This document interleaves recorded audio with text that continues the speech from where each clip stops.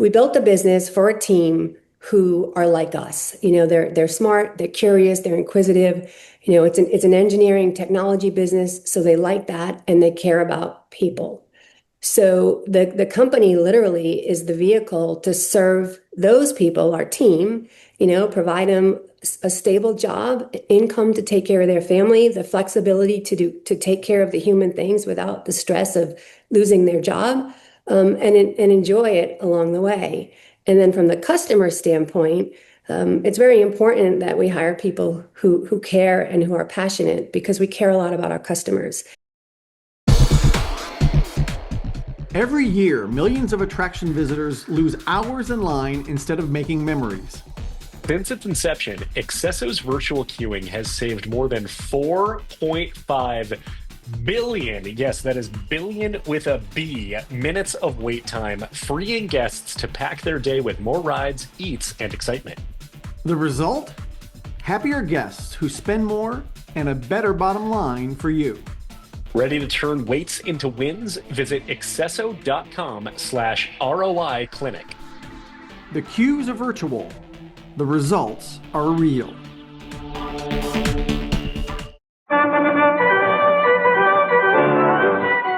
Welcome to the Attraction Pros podcast, where we discuss the latest trends and challenges facing the attractions industry today. We chat with some of the top leaders in the field and provide resources that will help develop your career in this great industry. I am Josh Liebman. I am obsessed with the guest experience and helping attractions make that their top priority for success. And I'm Matt Heller. I am passionate about organizational effectiveness, leadership development, and employee engagement. Now sit upright, hold on tight, and get ready for the Attraction Pros podcast. Hey, Matt, how's it going? It's going fantastically, Josh. How are you? Doing great. Question for you. Yep. What do you think is more important, having fun or making money? Having fun. 100%. Absolutely. Who needs money when you're having fun? Exactly. Why would you ask of those two things? Why would that be on your mind? Well, I was inspired by a recent interview that we did here on the Attraction Pros podcast. Our guest today is Loren Barrows. She's the CEO of Alcorn McBride, and she references the founder, Steve Alcorn, many times throughout the course of the interview. And one of the mottos that he had was have fun, make money, and holding them in equal regard, and that the two really are able to play off of each other and operate simultaneously, especially I would say in the business that we're in. Absolutely. And one of the other things that she talks about in terms of Steve's influence, and one of the things she's definitely taking to the next level is running a business with common sense. And again, so often people say common sense isn't as common as it used to be, but just looking at it from a human perspective, if you have a death in the family, well, of course you're going to want to go take care of things. If you've got something going on with your kids, of course you need to go take care of that. So really looking at that from a humanistic point of view. Absolutely. She also talks about how she's passionate about helping people become better. And that was one of the things that she's really able to lean into with her with earlier areas of her career, as well as how she's able to bring that into her leadership style with Alcorn McBride. And then one of the other big things that she talks a lot about is hiring the right people and hiring for the culture that they have at Alcorn McBride. And I got to ask her one of the most important questions, which is, how do you measure culture fit? Because it's very easy to ask someone, are you available for the job? Are you, do you have good transportation? Can you do the tasks of the job? But to actually measure someone's culture fit. And she gives a great answer and some great examples. Yeah. And so Alcorn McBride designs audiovisual show control for theme parks and attractions, and many of which I'm sure we have been able to experience at some point in our enthusiast or consumer time in the industry. But we don't talk too much about audiovisual show control. We definitely touch on it. this is very much a people-focused conversation, and Lauren's passion is very much about the culture, about the people, and about the relationships that it takes to create a thriving business as well as thriving people. So is it time to get to this interview with Loren? I'd say it is. Hey, Loren, welcome to the Attraction Pros podcast. How you doing today? I'm doing great. Very happy to be here, and thank you for inviting me. Absolutely. So excited for this conversation. Can we start off by learning a little bit more about you and your background? Certainly. Having listened to your podcast, I'm probably one of the non-typical people to make their way into the theme park industry. I grew up in a family that owned a family business, a smallish real estate company, very family focused. Went to business school. I went to Babson, entrepreneurial, focused on business, obviously marketing and business law.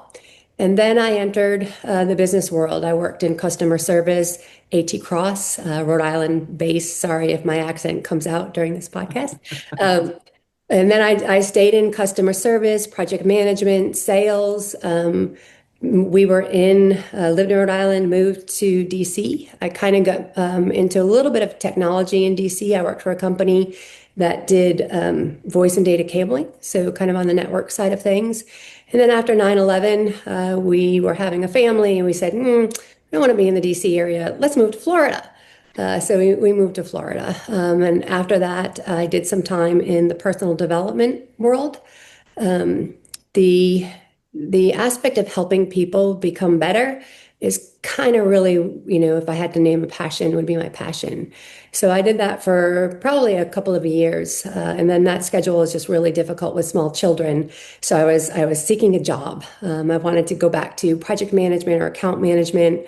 And I who doesn't love theme parks, right? So I do enjoy the theme parks, but my goal wasn't to work in one, unlike a lot of other people in this industry.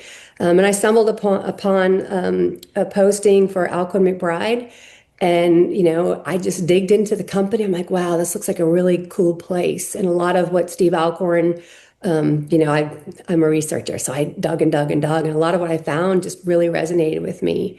So I like to say my career started with a bottle of hot sauce. So basically what happened, I applied for the position and got zero response. I'm like, no, I don't want no for an answer. I really want this job. So in reading the website cover to cover, I stumbled upon one of Steve's blog. He's a brilliant creative person in general, but he's also a really great writer. And he had written an article about when they traveled, he would collect hot sauce. And I went, okay. So I made a little bottle of hot sauce, put a label on it with my picture, and it said mostly sweet with just the right amount of heat. Hire me. Then I wrote a little note, dropped it off. And he called me in, and he's the one who gave me a shot. He said, you know what? You can't be an account manager because you're not technical enough, but we're going to hire you to do something. I went, okay. So walked in, they gave me a desk. I'm like, what do you want me to do? They're like, something. That was about 16, 17 years ago. But that's how I made my way into the themed entertainment world. Steve gave me a chance.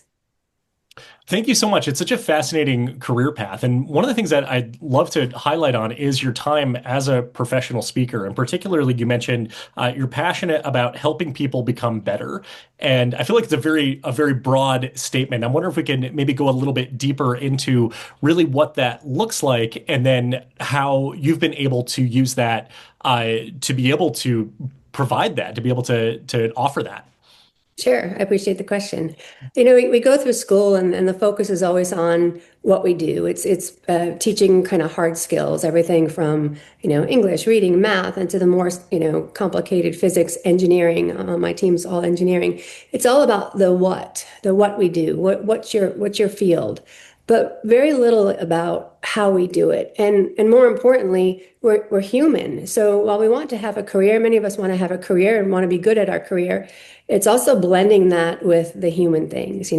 I'm a mom, empty nester mom, but being a mom, having a family, having parents, just all of those things, life, illnesses, babies, marriage, death, like all of those things, it's very, very human. And that's the side of business and, teaching that just gets often forgotten. How do you blend that? And Running a business, you're working with people, and you have to remember that while they're there to help you with your business, you're also there to help them with life, at least from my perspective.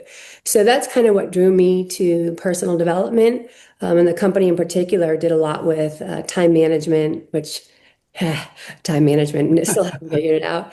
But attitude and the importance of having, not necessarily Pollyanna, but a positive attitude, the right perspective, be opening to listening. And then memory training, which is a fun thing to kind of help you remember people's names and just remember things that are important to your day-to-day life. So I really, really enjoyed doing that. It was business to business, working with a lot of people who interface with people. And they would often come up to me like, I never thought of that. I'm like, yeah, me neither. But it's those kind of soft skills that we don't often get a chance to take the time to learn about. I used to teach some time management courses, and I always felt like that other piece that you talked about, attitude, was a big part of people being able to manage their time. So I'm curious if that's something that you found as well. Absolutely, absolutely. Just, it's a skill set. It's something you need time for time management. So, kind of understanding how that works and how much more effective and productive you can be if you just stop and take a minute and go, okay, what are my priorities and how I'm going to make sure I get those done? Mm. Excellent. So, diving into the world of Alcorn McBride, I wonder if you could share, for those who might not be familiar, if you could tell us about the company. Sure, absolutely. It's obviously by the grin on my face. I just absolutely love the company. It's founded by Steve Alcorn in 1986. As he would say, we're in our 40th year. So 2026 is our 40th celebration. He started it. He was originally one of the people, engineers that worked on Epcot. And when that opened, many businesses in our industry were formed.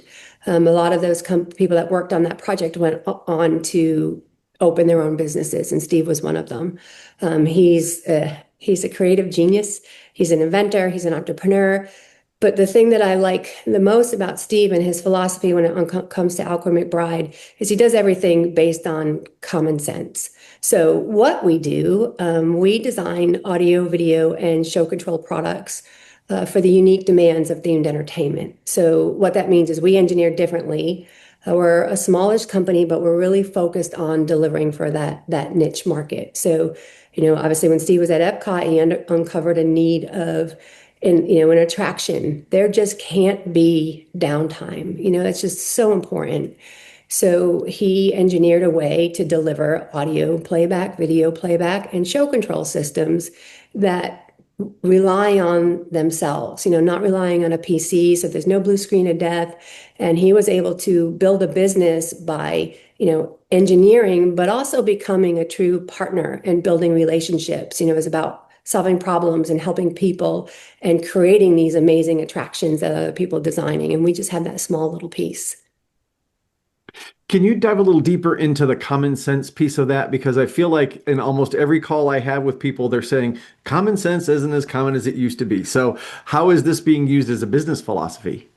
So, a couple of my favorite Steve common sense tenets would be things like we hire adults and empower them to do their job. And when you think about it, when you hire someone, and granted, this holds true for a small company. I know larger businesses may not have the flexibility of doing these things, but when we hire people, we make a decision to trust them and to trust them with what they do. So common sense approach would be like, okay, here's your job. I trust you to do your thing. And he never wanted to have, and we don't have any of the corporate policies. Like he would say a bereavement policy or sick days. He's like, common sense would mean if somebody dies, you're going to need, it's a human thing. You're going to need to take time, or people get sick. So common sense would be, why do we have to have a policy for that?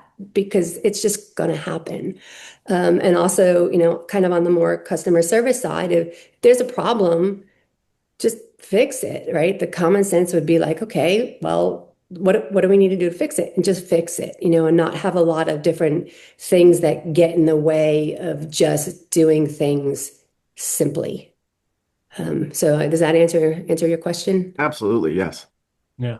And that's interesting because it's the way you describe it is Well, yeah, that is common sense. It's almost like it is so obvious that it makes us wonder why it is not standard practice, all those things that you mentioned of, why does there need to be a defined bereavement policy or, sick policy of just if you need it, do it, or the customer service side, if there's a problem, fix it. Um, as we think about kind of what how that then translates into sort of the business side of it, you also mentioned Steve's focus on relationships and tying that in with kind of the, working on the Epcot project. So I'm wondering of really kind of bringing those together in terms of kind of the importance of those relationships. I've got to imagine that client relationships is one part of it, probably the biggest parts of it, but probably not the only one. So if you can talk about kind of the relationship process of the company, not the process, the culture of the company. Certainly. And that's also has been and still is one of Steve's the most important things that we keep we keep whole is our company culture. And it does again come down to people and care and relationships. So the what we do is we design audio video show control products. That's the what we do. The how we do it is we engineer differently because we have to be creative to engineer products that don't rely on PCs. But the why we do it is um, all of those other things are the vehicle to allow us to take care of our people and our customers, right? His motto is very obviously simple is have fun, make money. And that can mean a lot of things to different people. But what that means to Alcorn is we built a business for a team who are like us. They're smart, they're curious, they're inquisitive. It's an engineering technology business, so they like that and they care about people.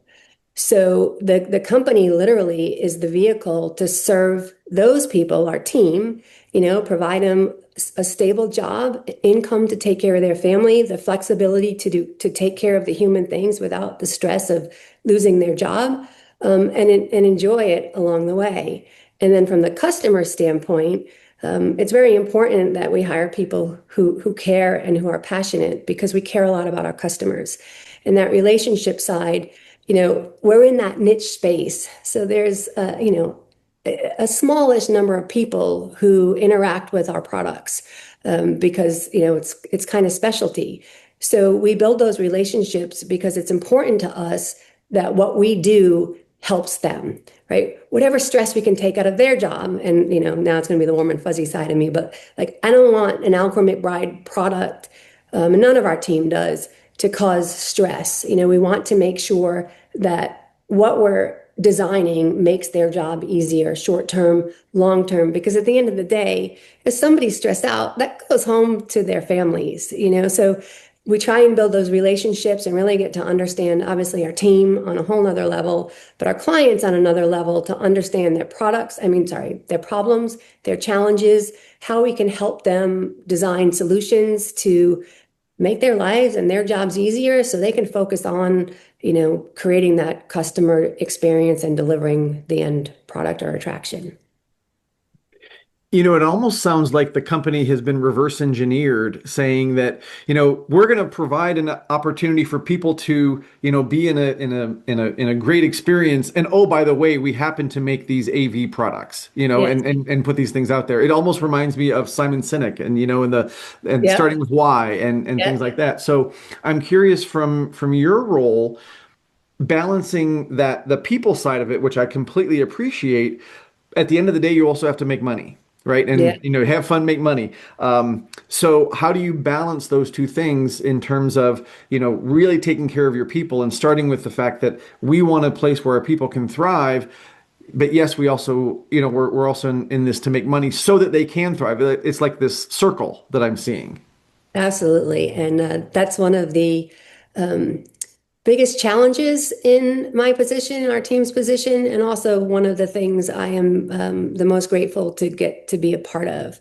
Because yeah, we have to run a business, and if we run the business poorly, we're not taking care of our customers or our team, right? So, the have fun, make money part.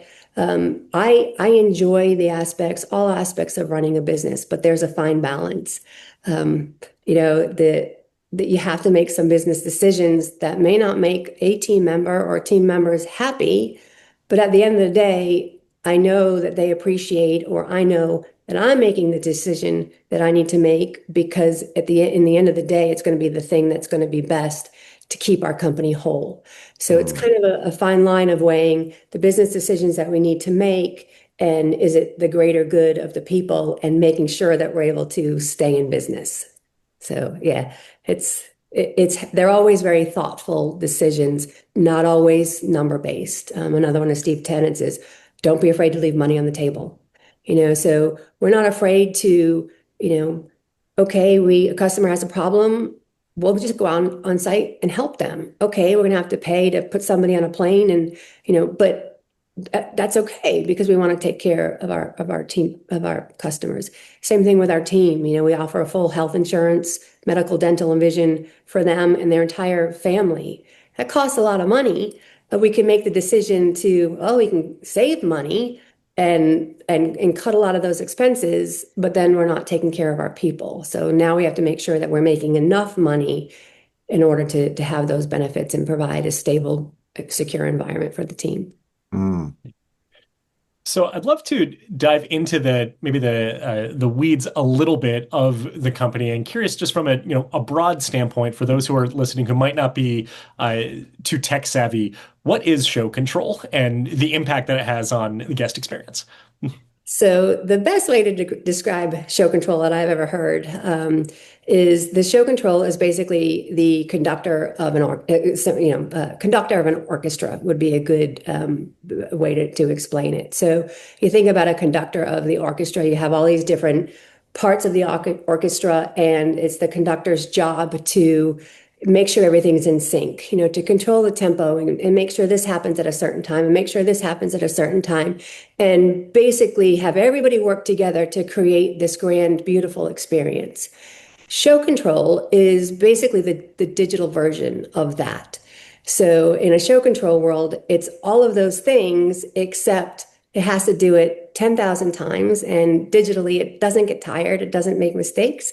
And it can reproduce the show over and over again. So our show controllers is the brains of the attraction and cues all of the things in the show, make sure everything is completely synchronized and run flawlessly every time. So it's like a set it and forget it, and everything happens, whether it's the first time or the 10,000th time, over and over and over and over and over, the show will execute very much according to the original creative vision.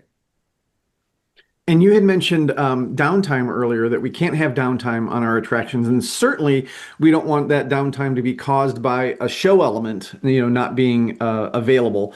Sure. And so you said there's no blue screen of death, there's no PCs involved with that. So I would imagine, like from an engineering standpoint, as you said, like we've got to do this so it doesn't rely on that. So maybe not to get too far into the weeds, but what does that mean then? Is there another computer, another brain? Like, what is that piece of equipment doing that is controlling all those things? My favorite answer is the brains are our engineers. Um, Okay. so, we work with FPGA technology. So it's all, solid state circuit boards.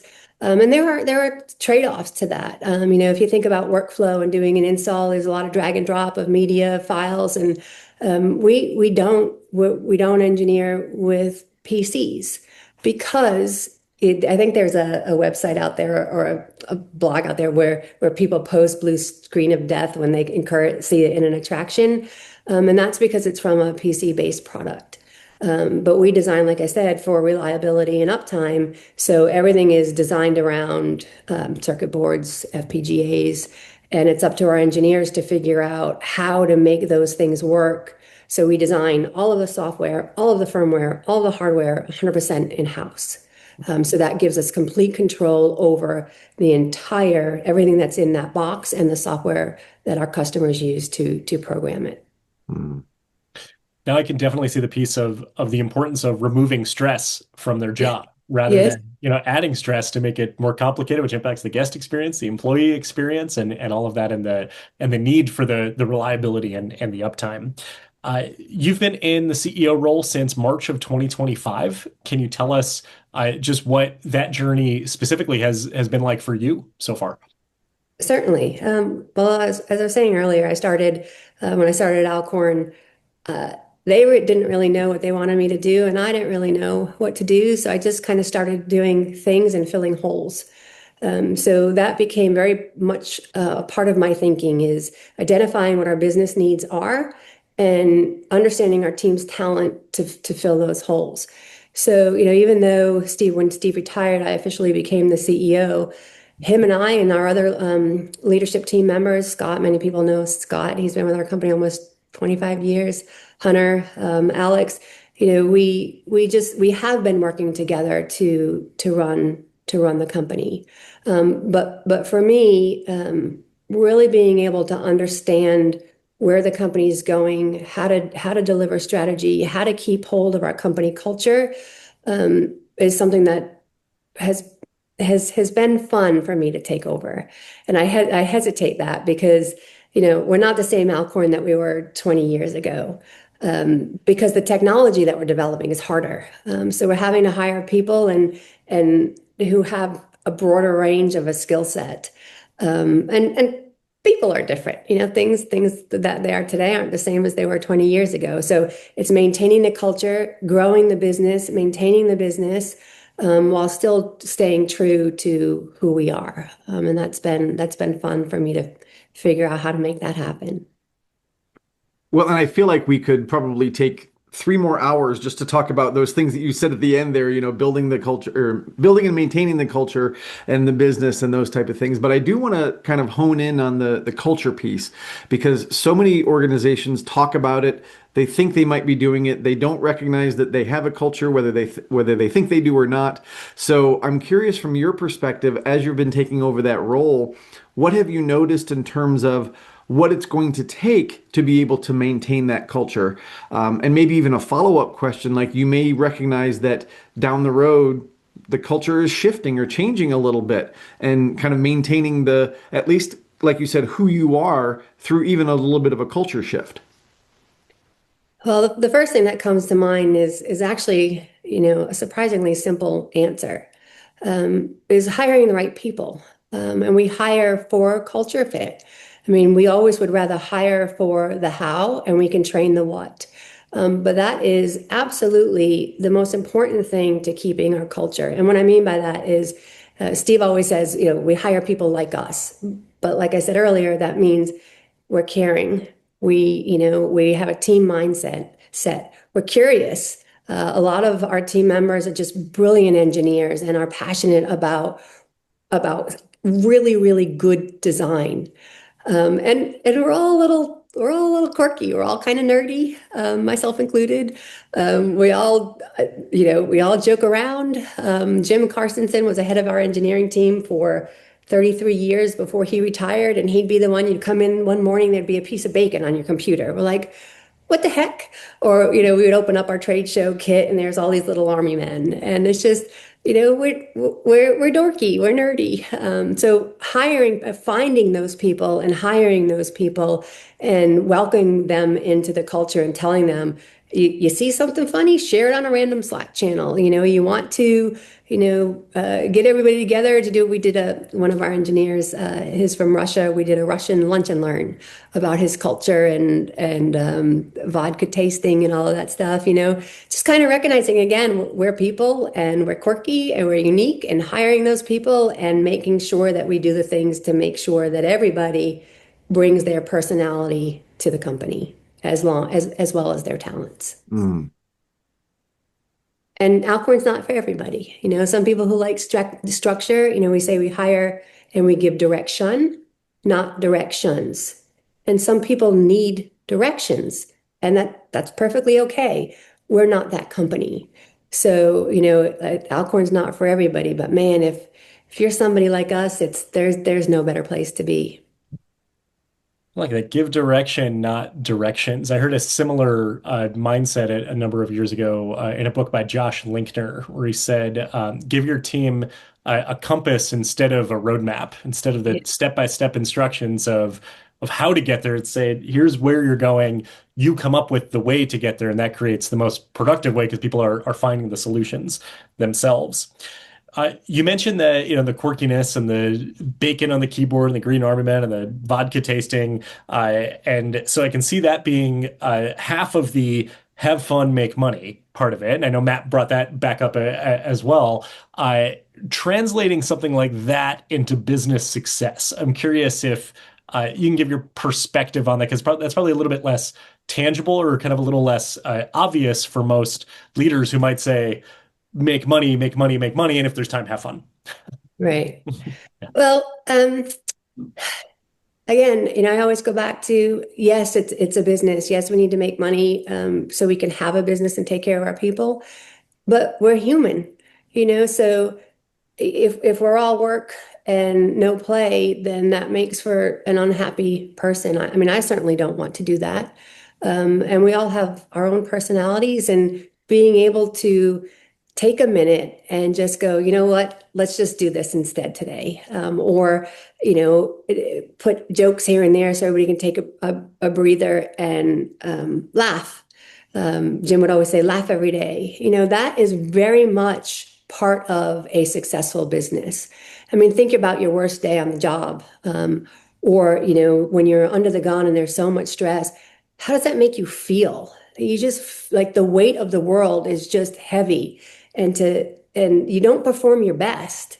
So everybody says, oh, take a vacation, do this, do that. All of those things are super important, but so is a little bit of the humor, personality, infused throughout the work week. It just makes for happier people, and happier people are happier employees and perform better and take care of our customers better.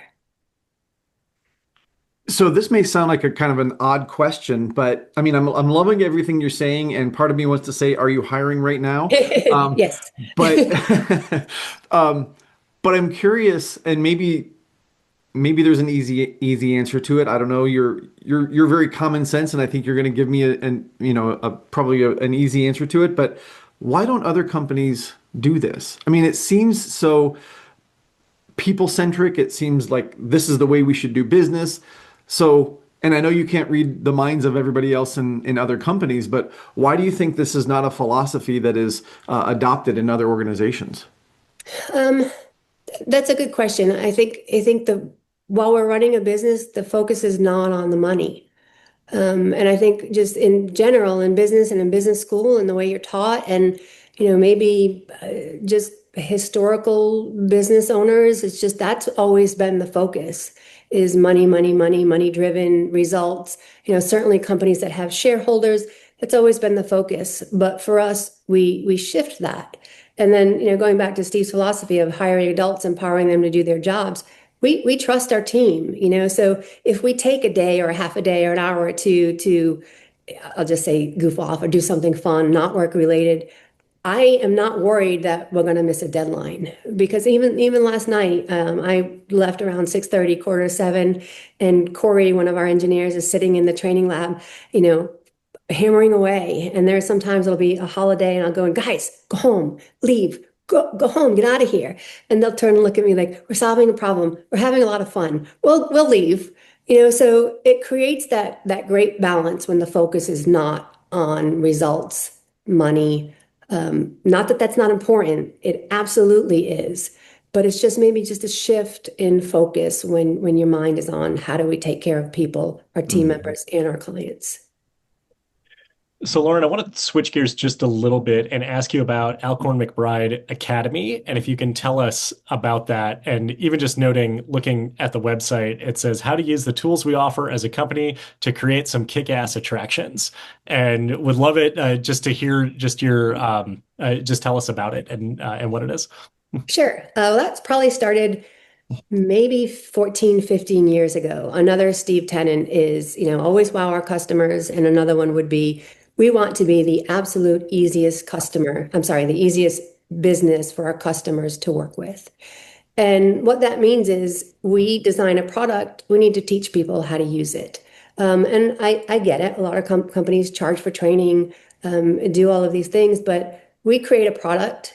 We want people to know how to use it. So we hold classes where people can come in. We don't charge. Um, we do a lot of food. We do usually do a happy hour, breakfast, lunch, snacks, and just come on in and learn how to program an attraction. Because at the end of the day, it's all about making our customers' job easier. So if they're going to spend the day to learn our products, we're going to take care of them. We're not going to charge. We'll just come on in, have some fun with us, and we'll teach you the tools that will help you perform better at your job. So, Loren, I know that we've talked a lot about Steve and we've talked a lot about his philosophies and things like that. I'm curious about your kind of leadership philosophies. I know it's a great honor, you said, to take over for him and follow in his footsteps. But I'm curious also, are there things that you're seeing or that your philosophy is telling you, hey, this is maybe we need to go a different direction here, or there's just a different way to look at things as well from your perspective? I appreciate the question. One of the things I think Steve and I worked so well together is because we did share a lot of the same philosophies, and it's natural for me to be able to continue his legacy in that way because I get and appreciate all of those things. He would always say he doesn't want us to grow into a corporation, and I'm all on board with that, but I do want to see us grow. So I'm always looking for areas of, where is there maybe another product line or another way to solve a customer challenge, or how can we grow in a way that allows us to keep our culture but continue to serve customers. We need to be able to do more business so that we can take care of our customers. But like I said, Steve and I have always been so well aligned. And it's been a natural fit for me to fill his shoes, except I am not an engineer. Right. I, so the mindset of growth, but not growing into a corporation, that sets it sets kind of a boundary perhaps around growth. And I'm curious what the tipping point is that still allows the company to grow continuously without hitting that point of maybe naturally or inadvertently becoming a corporation. Sure. I think a lot of that has to do with people size. I think, a lot of larger companies, once you hit, 30, 40, 50, hundreds of people, that's when I think there's probably more of a need to lock some more structure in place. But again, going back to hiring talented people, the people on our team do the work of many people because they're multi-talented. So we just don't have a firmware engineer. One of our engineers can do basically the full stack of development. Our office manager, she also is our event planner. She takes care of our snacks. She does customer service. So when we hire, the people that we hire basically fuel that growth because when they come on board, they're able to allow us or help us to do a whole lot more. So, I mentioned maybe adding a product line. For Alcorn, that doesn't require a team of people to do. It requires maybe an addition of one person, or we've done it with the teams that we have. It's just being smart about the opportunities that fit our niche. And then again, going back to we're in a niche, we know there's a certain amount of dark rides, right? And that's our sweet spot. So making sure we're getting the most business that we can in that sweet spot, it helps keep our culture together because for what we do, there's not $100 million worth of that out there, right? So that's where I think we find that great balance is staying in that niche thing. Like we're happy selling 100 of something a year, not 100,000 of something a year. So being smart about identifying those niche things that fit our sweet spot and hiring talented, multi-talented people that can really help us grow in product development and build more relationships. I'm wondering if we can ask a little bit about your hiring process, just because you've said we hire for culture, which again, I so appreciate. But how do you measure that culture fit during like the interview process and the kind of the onboarding? It's a family affair. So at some point before we onboard anyone, they will have met as realistic as possible our entire team. I keep using the word human, but it's a human thing. You meet someone, you chat with someone, even over an hour, you just know, you get a sense for people, and the responses to the questions that we have. And one of the most fun things that we do is we get at least 5 or 6 people together in a room with that person. And I like to go around the room to our team and say, what do you like about working here? Or just kind of share your story. And within probably 30 seconds, somebody cracks a joke and somebody pokes fun at someone else. And, watching that person's reaction is all I need to know, are they going to fit in here, right? And it's a super fun thing. So that's how we try and identify the how. And then we certainly take time, especially on the engineering side. Hunter and Aaron are kind of heads of engineering and software. They will go through and do the technical test just to make sure the what is there. But it's really allowing all of us to talk to a person, put them in a relaxed environment. Sometimes we'll do a happy hour, sometimes we'll go to lunch, sometimes we'll go to dinner, and everybody comes and seeing if it's a comfortable fit for them. So we're down to the last few minutes here left of the interview, and I feel like the time is flying by here. But curious, what advice you would give to aspiring executive leaders, those who are maybe building a career in the industry and are listening to all of this right here and probably taking a lot of notes. There's so much great advice I would say baked into this, but curious as far as advice that you would give directly to aspiring executives. Um, Aspiring executives, so not necessarily someone looking to get into the theme park industry. Is that what you're asking? Yeah, I mean the majority of our audience probably is within the industry, but yeah, I would say executive leadership in general. Yeah. Um, Take time to listen to your team. And we're not perfect. I'm certainly not perfect. But when you hire great people and you trust them, everybody on our team has a different seat and has a different perspective. And a lot of the times, the things that you think are true or you believe to be true, if you spend a half an hour with one of your team members, they'll give you a whole nother side that maybe confirm what you believe or make you go, wait a minute, I need to learn more about that.